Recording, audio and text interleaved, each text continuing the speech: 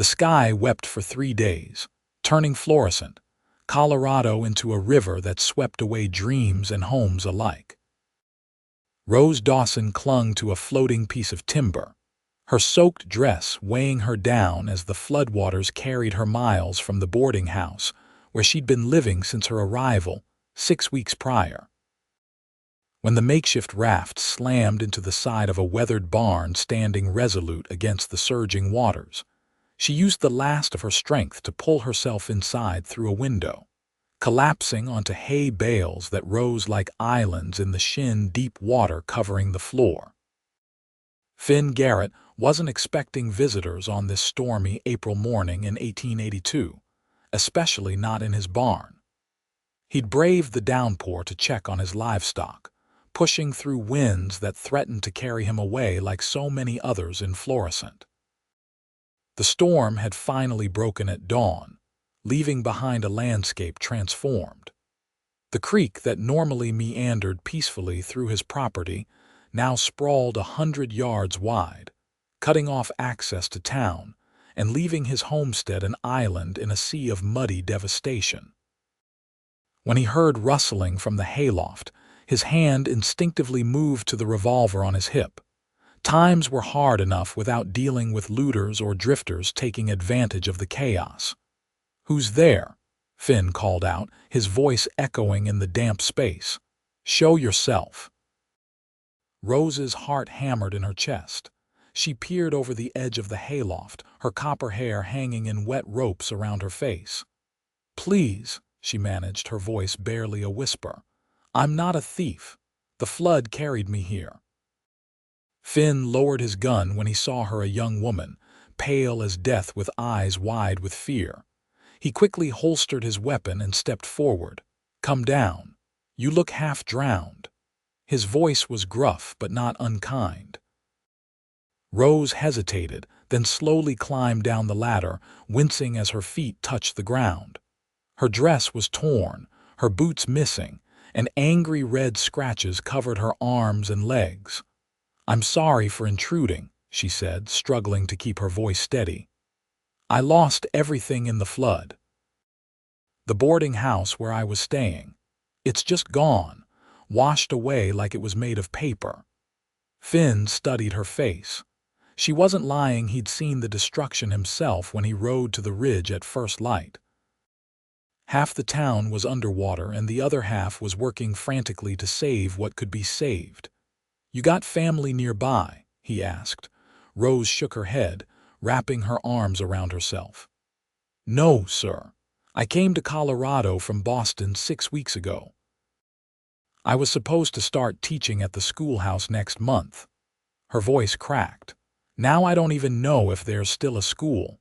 Finn nodded slowly, taking in this information. He wasn't one for charity life in the West, had taught him self-reliance above all, but he couldn't very well turn a desperate woman out into the aftermath of a flood. "My home has room for one more," he said finally, nodding toward the farmhouse visible through the barn door. "At least until the waters recede and we can see what's left of town." Relief washed over Rose's face and tears welled in her eyes. "Thank you," she whispered. "I don't know how I'll repay your kindness, but I will." "We can talk about that later," Finn said, shrugging off his coat and draping it around her shoulders. "For now, let's get you warm and dry." As they trudged through the mud toward his house, Rose fighting to keep her footing, she stole glances at her savior. He was tall and broad-shouldered, with a face weathered by sun and wind. His dark hair curled at the collar of his shirt, and a neatly trimmed beard covered his jaw. He wasn't handsome in the polished way of Boston men, but there was something compelling about his quiet strength. The farmhouse was modest but sturdy, 2 stories of weathered wood with a wide porch that wrapped around the front. Inside, a fire crackled in the stone hearth, and the smell of coffee filled the air. "There's a bedroom upstairs you can use," Finn said, leading her to the staircase. "My sister left some clothes behind when she married and moved to Denver. They might fit you well enough." "Your sister?" Rose asked, relieved to hear he wasn't alone in this isolated place. She visits in the summer with her husband and their little ones, he explained. Rest of the time, it's just me and the cattle. Rose nodded, suddenly aware of how alone they were. In Boston, being unchaperoned with a man would have been scandalous, but here, with floodwaters cutting them off from civilization, propriety seemed a distant concern. "I'll prepare something to eat while you change," Finn said, seeming to sense her discomfort. "Take your time. You're safe here." An hour later, Rose descended the stairs wearing a simple cotton dress that was slightly too large but blessedly dry. She'd managed to comb the tangles from her hair with a brush she found on the dresser, and washed her face and hands in the basin of water Finn had brought up. He was standing at the stove, stirring something in a cast iron pot. He turned when he heard her footsteps and for a moment just looked at her as if seeing her clearly for the first time. "Better?" he asked, his voice softer than before. "Much," she replied, offering a small smile. "Thank you for the clothes and for taking me in."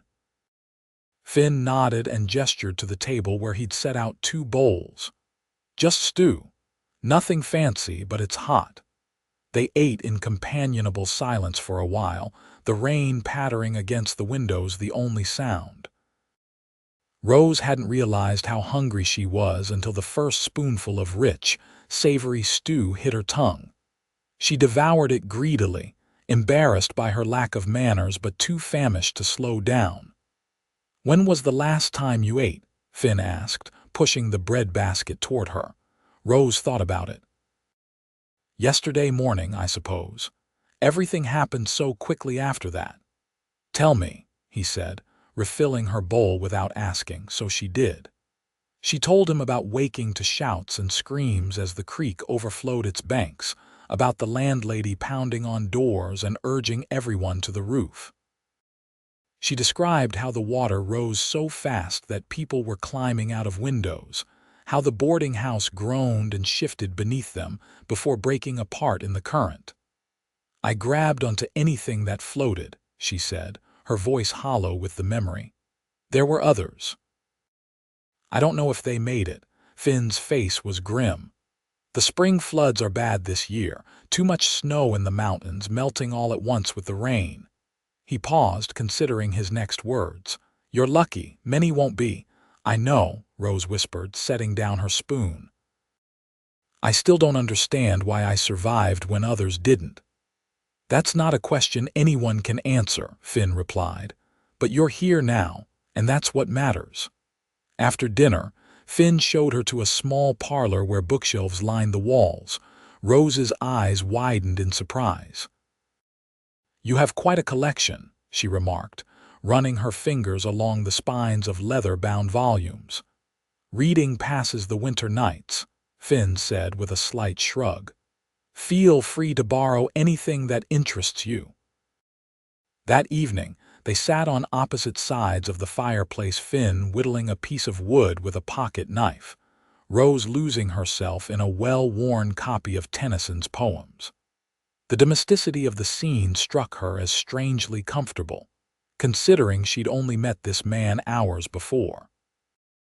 "Mr. Garrett," she ventured after a while. "Finn," he corrected. "No need for formalities when you're wearing my sister's dress." Rose blushed slightly. "Finn, then, I was wondering about tomorrow. Will we be able to reach town? I should let people know I'm alive and perhaps find out about the school." Finn's hand stilled. "The bridge is gone. From what I saw this morning, the water's still too high to cross safely. We're cut off for at least a few days, maybe a week." Rose's face fell. A week alone with a stranger, a man she knew nothing about except that he'd shown her kindness when she needed it most. "I understand if that makes you uncomfortable," Finn continued, reading her expression. "But I give you my word, you're as safe here as you would be in your father's house." "Safer, considering the circumstances." Rose studied his face, searching for any sign that she should be afraid. She found none, only honest concern and a steadiness that calmed her racing thoughts. "I believe you," she said finally, "and I'm grateful for your hospitality, however long it lasts." That night, lying in the unfamiliar bed with rain still drumming on the roof, Rose thought about how quickly life could change. Yesterday, she'd been Miss Dawson, soon to be schoolteacher, with a trunk full of books and dreams of shaping young minds. Today, she was just Rose, a survivor with nothing but the borrowed clothes on her back and the mercy of a stranger keeping her from destitution. She thought of Finn Garrett, with his weathered hands and quiet ways. There was a sadness about him. She sensed a solitude that went deeper than simply living alone on a ranch. She wondered what his story was, what had brought him to this place, and what kept him here, surrounded by books but seemingly apart from the world. As sleep finally claimed her, Rose's last conscious thought was that despite everything she'd lost, she felt oddly at peace in this house on the hill, with the soft glow of a kerosene lamp in the hallway and the knowledge that she wasn't alone. The morning dawned clear and bright, the storm clouds having moved eastward overnight. Rose woke to the smell of coffee and bacon and the sound of boots on the wooden floor below. She dressed quickly in another of the dresses she'd found in the wardrobe, this one a simple blue calico that fit her better than yesterday's, and made her way downstairs. Finn was at the stove again, his back to her, as he flipped flapjacks in a skillet. He'd shaved, she noticed, and his damp hair suggested he'd already been outside and returned. "Good morning," she said, hovering in the doorway. He turned, spatula in hand, and nodded. "Sleep well. Better than I expected," she admitted. "Any news from town?" Rode out at first light to check the crossing. Water's down a foot or so, but the current's still too strong. Couple of riders from the Grayson place to the north passed by, heading to town the long way round through the foothills. Said they'd let folks know you're safe here. Rose felt a weight lift from her shoulders. "Thank you, that was thoughtful." Finn shrugged off the compliment and set a plate of food in front of her. "Eat. Then if you're feeling up to it, I could use some help with chores. Normal routines all shot to hell with the flood." Rose nodded eagerly. "Of course. I want to earn my keep." After breakfast, Finn led her to a chicken coop behind the house where a dozen hens clucked and scratched. He showed her how to collect eggs and scatter feed, tasks Rose took to with determination if not skill. Her efforts were rewarded with a face-splitting grin from Finn when a particularly aggressive hen chased her across the yard, sending her skirts flying as she clutched a basket of eggs to her chest. "City girl through and through," he teased, the first real smile she'd seen from him transforming his face. "I never claimed otherwise," Rose retorted, straightening her dress with as much dignity as she could muster. "We don't have attack chickens in Boston. That's just old Bertha." "She has opinions about strangers," Finn explained, still grinning. "She'll warm up to you. Maybe." The rest of the day passed in a similar fashion, Finn showing Rose the workings of the ranch, and Rose doing her best to be useful despite her complete lack of experience with rural life. She learned to milk the cow with limited success, feed the horses, and help Finn mend a section of fence that the floodwaters had damaged. By sunset, her hands were raw, her back ached, and she'd never felt more satisfied in her life. There was something deeply rewarding about physical labor that she'd never experienced in her previous life of books and intellectual pursuits. Over dinner, a rabbit stew this time. From Finn's morning hunt, Rose found herself opening up about her life before Colorado. "I was engaged once," she admitted, surprising herself with the confession, "to a banker's son. It was what my parents wanted: financial security, social standing, all the things that matter in Boston society." "What happened?" Finn asked, his eyes intent on her face. Rose twisted the napkin in her lap. "I realized I'd be trading my freedom for a cage, albeit a gilded one. Edward wanted a wife who would host dinner parties and bear children and never have a thought in her head that he hadn't put there. She smiled ruefully. When I told him I wanted to teach, to have a life beyond our home, he said I'd get over such notions after we were married. So you ran away to Colorado, Finn concluded.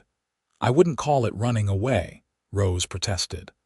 I made a deliberate choice to create a different life. My parents were scandalized, of course. They haven't written since I left. Finn was silent for a moment. Takes courage to leave everything familiar behind. Or foolishness, Rose said softly. Look where I've ended up.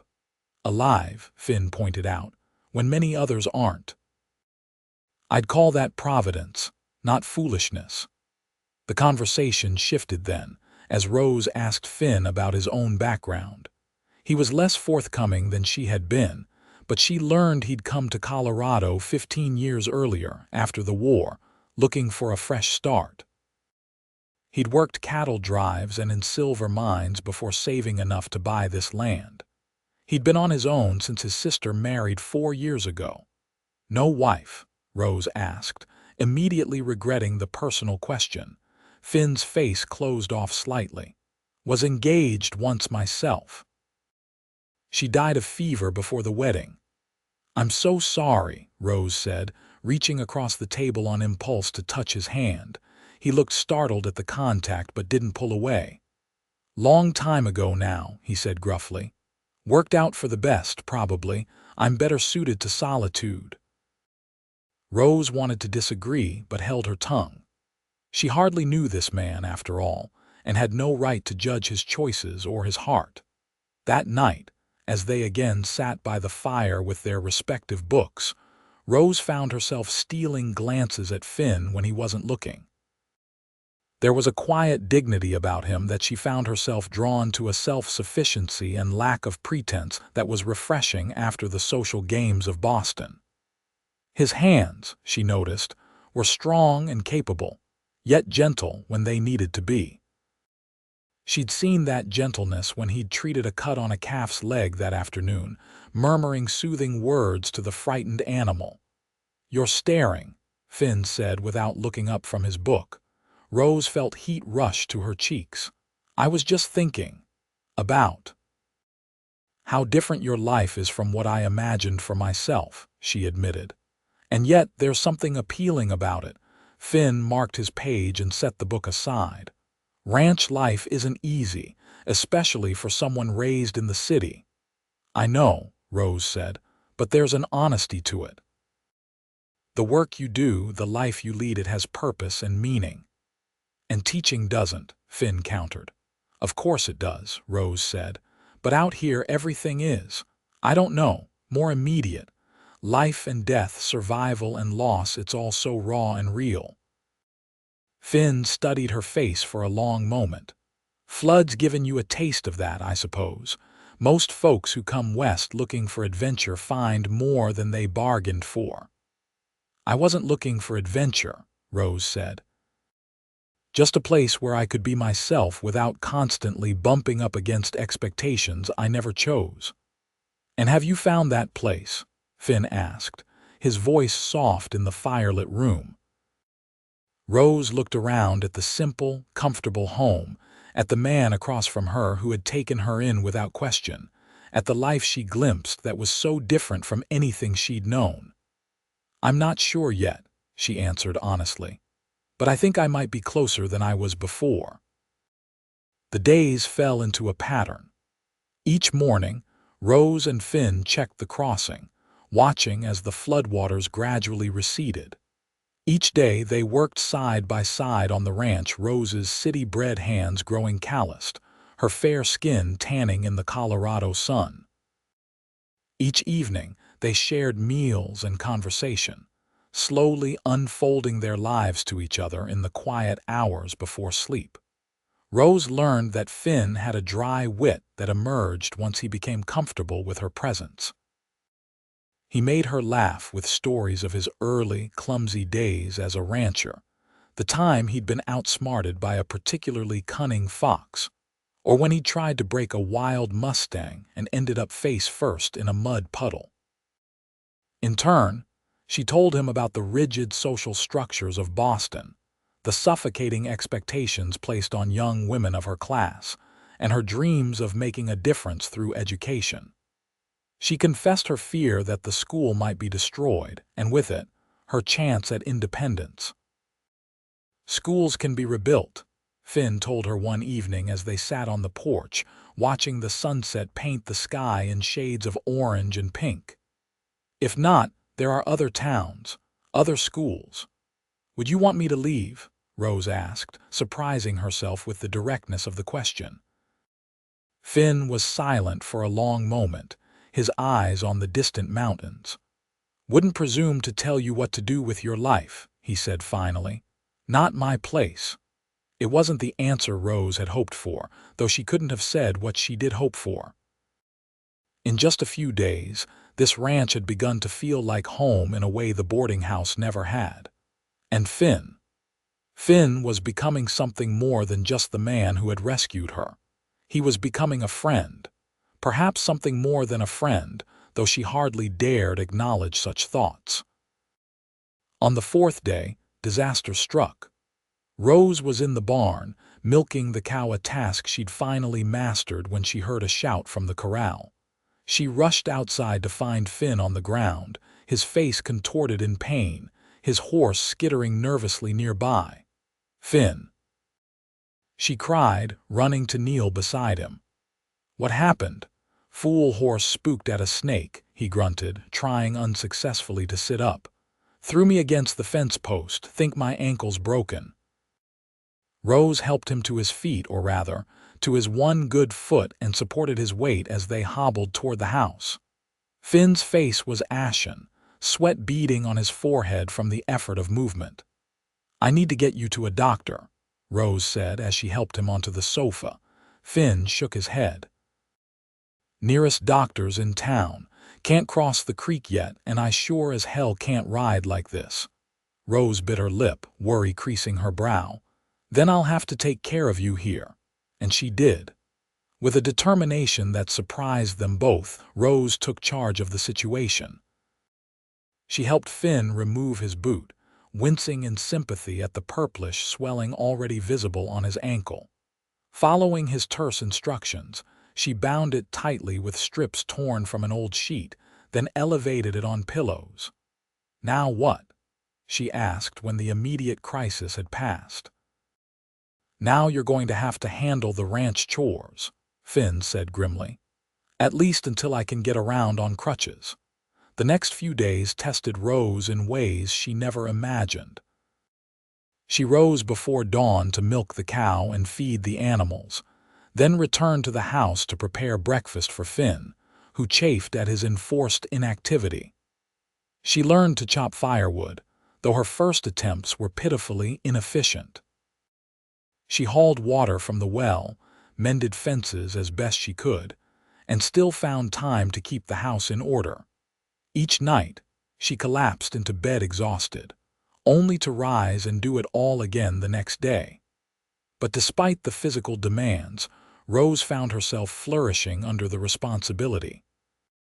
There was no time for self-doubt or second-guessing. The animals needed care. Finn needed care, and she was the only one who could provide it. Finn watched her transformation with a mixture of admiration and something deeper he couldn't quite name. This wasn't the same woman he'd found hiding in his barn, the frightened, bedraggled survivor of the flood. This was a woman coming into her own power, facing challenges head-on and conquering them through sheer force of will. "You're staring," Rose said one evening, echoing his words from days earlier as she caught him watching her mend a tear in her dress. "Just thinking," he replied with the ghost of a smile. "About how wrong I was about you," Finn admitted. "Thought you were just another delicate eastern flower that had wilt in the western sun." Rose laughed, a sound that had become increasingly common in the house. "I think we both know I'm anything but delicate after this week. My hands have more calluses than a blacksmith's." "Suits you," Finn said softly. "The life out here." Rose's hand stilled on her sewing. "Do you really think so?" Finn held her gaze, all pretense of casualness gone. "Never seen anyone take to it the way you have. Most would have broken down after half of what you've been through." "Perhaps I'm stronger than I knew," Rose said, a warmth spreading through her at his words. "Perhaps you are," Finn agreed. "Or perhaps this is where you were meant to be all along." The question hung between them, unasked but palpable. When the waters receded enough to cross, would she still want to leave? A week after the flood, Rose rode out alone to check the crossing. Finn had fashioned crude crutches from tree branches, but he was still largely confined to the house, much to his frustration. The water had dropped considerably, and for the first time, Rose could see the remains of the bridge's splintered timbers jutting from the water like broken teeth. But more importantly, she could see riders on the opposite bank. She waved frantically, and they waved back, shouting something she couldn't make out over the rush of water. One of the men dismounted and waded partway into the creek, testing its depth. He gestured to indicate it was passable, then cupped his hands around his mouth. "Town meeting tomorrow," he shouted. 10 o'clock at the church." Rose nodded her understanding and waved again before turning her horse back toward the ranch. Her heart raced with conflicting emotions, relief that contact with the town had been re-established, anxiety about what she might find when she crossed over, and a strange reluctance to leave the sanctuary she'd found with Finn. When she told him the news, Finn's face was carefully neutral. "Good," he said, shifting on his crutches. "You can find out about the school." "Yes," Rose agreed, though the prospect no longer filled her with the same excitement it once had. "Will you come with me?" Finn glanced down at his bound ankle. "Not sure I can make the ride just yet." "I could help you," Rose offered. "Or we could wait another day or two until you're stronger." Finn shook his head. "You should go. People need to know you're alive and well." That night, Rose lay awake longer than usual, her mind churning with possibilities. If the school was still standing, she could take up her position as planned. If not, what then? Return to Boston in defeat, seek another teaching position elsewhere. Or, she rolled onto her side, facing the window where moonlight spilled across the floor. There was another option, one she hardly dared consider but which had taken root in her heart over these past days.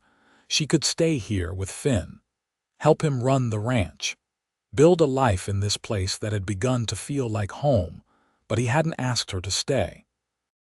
For all his gruff kindness, for all the moments of connection they'd shared, he hadn't given her any indication that he wanted her to remain once the emergency had passed. Perhaps to him, she was still just a responsibility, a survivor he'd taken in out of duty, not desire. In the morning, Rose dressed with special care in the best of the borrowed dresses, a green cotton with a delicate pattern of small white flowers. She brushed her hair until it shone and pinned it up in a style that was practical yet becoming. Finn was already in the kitchen when she came down, balancing on his crutches as he attempted to prepare breakfast. "Sit down before you fall down," Rose scolded, taking the skillet from him. "I can manage breakfast." "Wanted to send you off proper," Finn muttered, looking almost embarrassed as he eased himself into a chair. "It's just a town meeting," Rose said, cracking eggs into the pan. "I'll be back by afternoon." Finn nodded, his eyes following her movements around the kitchen. "Might not be the same town you remember," he warned. "Floods change things. Land, buildings, people." "I know," Rose said softly, "but I need to see for myself, make decisions about my future." "Your future," Finn echoed, his voice carefully neutral. "Of course." They ate in a silence that was heavier than usual, laden with unspoken words. When it was time for Rose to leave, Finn hobbled out to the porch to see her off. "Be careful crossing," he he instructed as she mounted his horse, which she'd learned to ride over the past week. Water's still high enough to sweep you away if you're not paying attention. I will, Rose promised. She hesitated, looking down at him from the saddle. There was so much she wanted to say, but the words stuck in her throat. Thank you, Finn, for everything.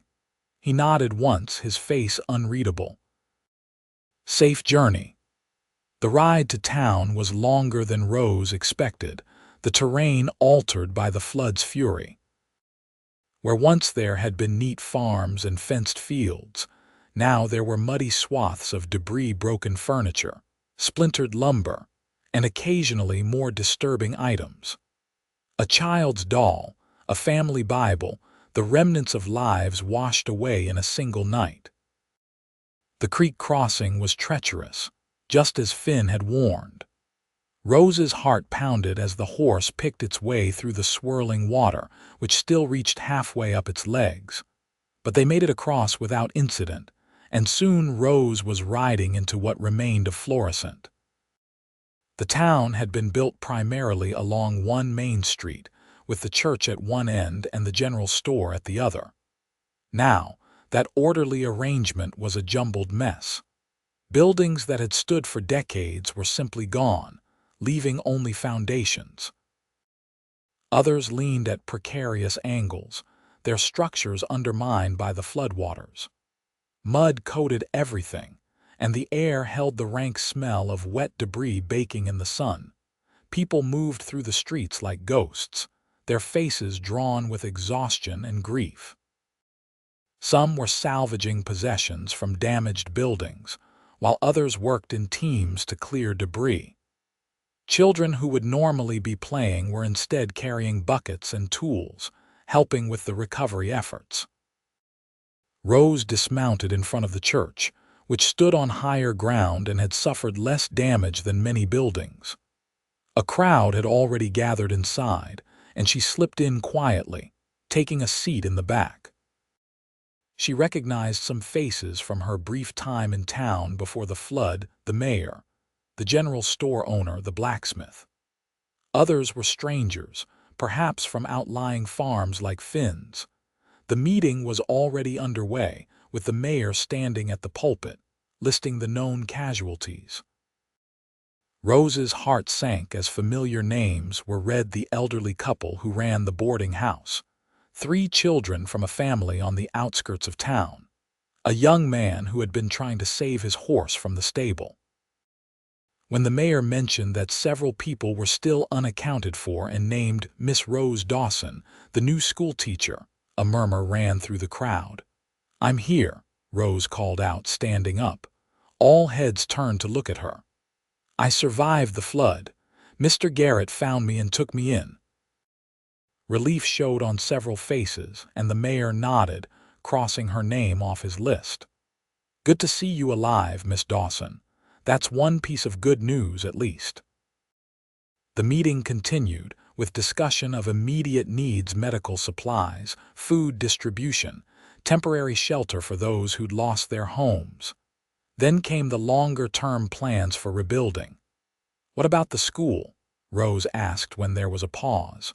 "Was it damaged?" The mayor's face fell. "I'm afraid the schoolhouse is completely gone, Miss Dawson, washed away to the foundation, and with so many families leaving." "Leaving?" Rose echoed, her stomach dropping. "Some folks are giving up," the blacksmith explained, "moving to Denver or Colorado Springs where they have family. Can't say I blame them. It'll be months before Florissant is back on its feet, and winter comes early in these mountains." "We'll rebuild the school eventually," the mayor assured her, "but it might be next spring before we can manage it. In the meantime, perhaps you could hold classes in the church once it's fully repaired." Rose nodded automatically, but her mind was racing. A delay of months, possibly a year, before the school was rebuilt. Teaching in a makeshift classroom with a diminished population of students. It wasn't the fresh start she'd envisioned when she left Boston. After the meeting, Rose wandered through what remained of the town, trying to come to terms with the devastation. The boarding house where she'd stayed was completely gone, as the mayor had said of the school. With it had gone her trunk containing all her possessions: clothes, books, letters from friends, the small keepsakes of her previous life. She found herself in front of the general store, which had survived with only minor damage. The owner was outside, sweeping mud from the porch. "Miss Dawson." He called when he saw her. "Heard you were staying out at the Garrett place. Glad to see you made it through." "Thank you, Mr. Miller," she replied. "I was just taking stock of everything." He leaned on his broom, shaking his head. "Worst flood in 30 years, they're saying. But we'll recover. Always do out here." "The mayor mentioned people leaving," Rose said. "Some are," Mr. Miller confirmed. "Those without deep roots, but most will stay and rebuild. This is home, after all, home." The word resonated in Rose's mind as she rode back to Finn's ranch that afternoon. She'd come to Colorado seeking a home of her own making, free from the constraints of Boston society. Now, fate had dropped her into a very different life than the one she'd planned, one with hardships she'd never imagined, but also with unexpected joys. As the ranch came into view, Rose felt a surge of emotion she couldn't quite name.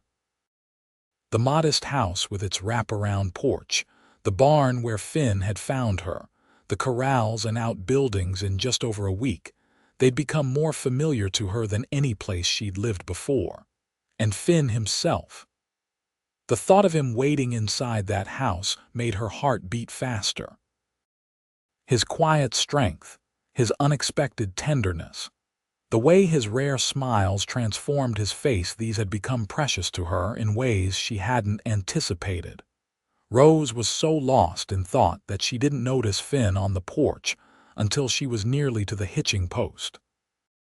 He stood without his crutches, one hand braced against the porch column for support, his eyes fixed on her approach. "You came back," he said simply as she dismounted. "Of course I came back," Rose replied, securing the horse. "I said I would.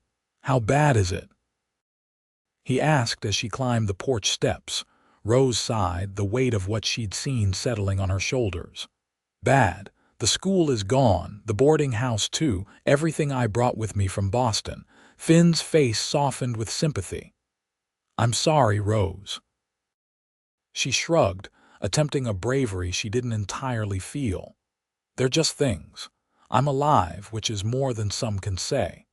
They went inside where Finn had prepared a simple lunch. As they ate, Rose recounted the details of the town meeting and the devastation she'd witnessed. Finn listened quietly, asking few questions but absorbing every word. "So what will you do now?" he asked finally when she'd fallen silent. Without a school to teach in, the moment of truth had arrived. Rose set down her cup, gathering her courage. "The mayor suggested I could hold classes in the church once it's repaired," she said. "But that could be weeks away, and even then, with families leaving." Finn nodded, his expression unreadable. "Might be best to look elsewhere. Denver's growing fast, plenty of schools there." "Is that what you think I should do?" Rose asked carefully. "Leave Florissant?" Finn's eyes met hers, a storm of emotions visible in their depths. "What I think doesn't matter. It's your life, Rose, your decision." "It matters to me," Rose said softly. "What you think, what you want." The room grew very still. Even the ticking of the clock on the mantel seemed to fade away as Finn's gaze held hers. "What I want," he repeated, his voice rough with feeling. "I've gotten used to having you here. The place feels different with you in it. Better." Rose's heart quickened. "Is that your way of asking me to stay?" Finn looked down at his hands, then back at her face. "Wouldn't presume to ask anything of you. You came out west to teach, to build a life of your own choosing, not to end up stuck on a ranch with a broken-down cowboy. And if that's what I choose—" Rose pressed, hardly daring to breathe. "If the life I want to build includes this ranch, includes you—" Finn's expression transformed, hope breaking through the careful reserve he'd maintained. Then I'd say you're welcome to stay as long as you want. My home has room for one more. Always will for you. Rose's eyes filled with tears of relief and joy. I was so afraid you'd want me to leave once I wasn't your responsibility anymore. Finn reached across the table, taking her hand in his. You were never just a responsibility to me, Rose. From that first day when I found you in my barn, something changed. I just never thought a woman like you would choose a life like this. Choose me. A woman like me, Rose echoed, her thumb tracing patterns on his calloused palm. Educated, refined, could have your pick of suitors in any town. Rose smiled, shaking her head. I had that life in Boston, remember? I left it because it wasn't what I wanted. What I want is a place where I belong, where I can be useful, where I'm valued for who I am, not who someone else wants me to be. She squeezed his hand. I've found that here, with you. Finn's face lit with a smile more brilliant than any she'd seen from him before. Then stay. We'll figure out the rest together. That evening they sat on the porch swing, watching the sunset paint the sky in shades of gold and crimson. Rose's head rested against Finn's shoulder, his arm around her waist. The decision made, a peaceful certainty had settled over them both. I could still teach, Rose mused, breaking the companionable silence. Not in a schoolhouse, perhaps, but there are children on the neighboring farms. They need education, too. Could fix up the old bunkhouse, Finn suggested. Make it into a proper classroom. Plenty of space, and it's closer for the Wilcox and Grayson children than going all the way to town. Rose turned to look at him, touched by how readily he'd embraced her dream. You do that. Do anything to see you happy, Finn said simply. Besides, education's important. Always wished I'd had more of it myself. It's never too late to learn, Rose told him, her teacher's instincts surfacing. I could teach you too if you wanted. Finn chuckled, the sound rumbling pleasantly against her side. Might take you up on that. Always wanted to read Shakespeare properly. They fell silent again, content in each other's company and the future they were beginning to sketch together. The flood that had brought such destruction had also, strangely, given them this gift, a new beginning neither had expected. When I was little, Rose said after a while, my mother always told me that everything happens for a reason.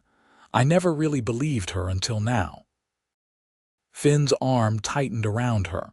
Flood brought you to my door. Can't say I'm sorry for that, though I wish it had been under better circumstances. I don't know, Rose teased, tilting her face up to his. Finding me bedraggled and half-drowned in your hayloft might have been the perfect introduction.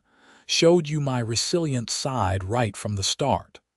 Showed me a woman worth knowing, Finn corrected, his expression growing serious.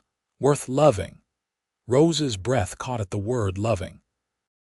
It hung in the air between them, new and fragile and full of promise. Finn Garrett, she said softly, reaching up to touch his face. Are you saying what I think you're saying? Never been good with fancy words, he admitted, leaning into her touch. But yes, I love you, Rose Dawson. Probably have since that first day, though I was too stubborn to admit it. Joy blossomed in Rose's chest, warm and expansive. I love you too. I didn't come to Colorado expecting to find you, but now I can't imagine my life without you in it. Finn's hand came up to cradle her face, his touch gentle as if she were something precious. May I kiss you? He asked, his voice husky. In answer, Rose leaned forward and pressed her lips to his. The kiss was tender at first, a question and an answer all at once. Then it deepened, becoming a promise, a declaration of everything words couldn't fully express. When they finally parted, both breathless, Finn rested his forehead against hers. Reckon we should talk to the pastor when the church is repaired, he murmured. Make this official. Rose's heart soared at the implication. Are you proposing, Finn Garrett? Doing my best, he said with a self-deprecating smile. though I always imagined I'd have a ring and get down on one knee when the time came." "I don't need a ring," Rose assured him. "Just you. Just this life we're building together." "You'll have both," Finn promised. "The ring might take some time, but I'll make sure it's worthy of you." Rose laughed, happiness bubbling up inside her like a spring. "I'm going to hold you to that, but for now." She kissed him again, reveling in the freedom to do so. "For now, this is perfect." As darkness fell around them and the first stars appeared in the vast Colorado sky, Rose and Finn remained on the porch, planning their future together. The flood had washed away Rose's past and nearly taken her life, but in its wake had come this unexpected gift, a love born of crisis, tested by hardship, and made stronger for the journey. In the years that followed, Rose would often look back on that fateful day when the floodwaters carried her to Finn's barn. What had seemed like the end of everything had, in fact, been just the beginning. The bunkhouse was indeed converted into a schoolroom, where Rose taught not only the children from neighboring farms but also adults who wanted to improve their reading or mathematics. Finn was her most dedicated student, working his way through Shakespeare's plays and histories with determined concentration. Their wedding took place that autumn in the rebuilt church, with the whole town turning out to celebrate. The schoolteacher and the rancher an unlikely pair, some said, but anyone who saw them together couldn't doubt the depth of their connection.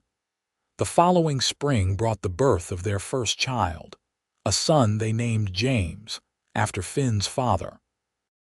2 years later, a daughter joined their family, Elizabeth, with Rose's copper hair and Finn's steady gaze.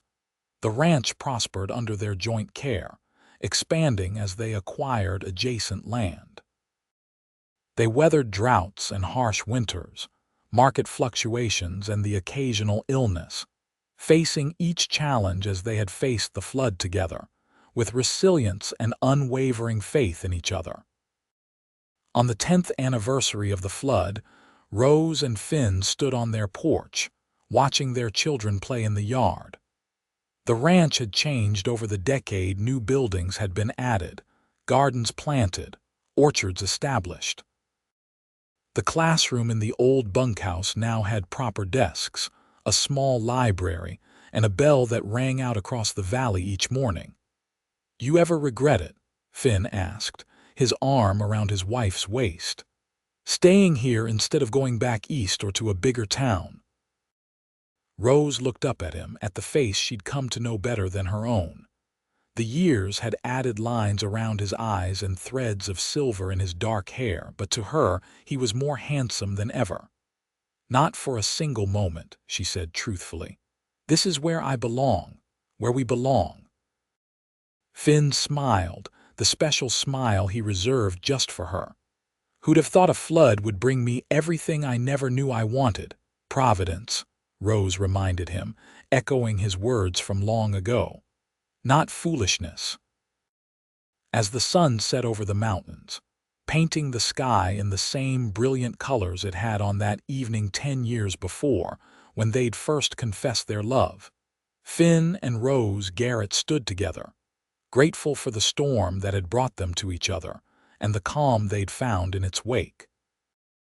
The barn where he had once found her hiding still stood, a testament to endurance, and the home that had room for one more now held a family bound by love, resilience, and the shared belief that sometimes the greatest blessings come disguised as disasters. In the end, it wasn't the flood that had defined their story, but what they had built together after the waters receded, a life neither of them had imagined, but which had become more precious than any dream they'd held before.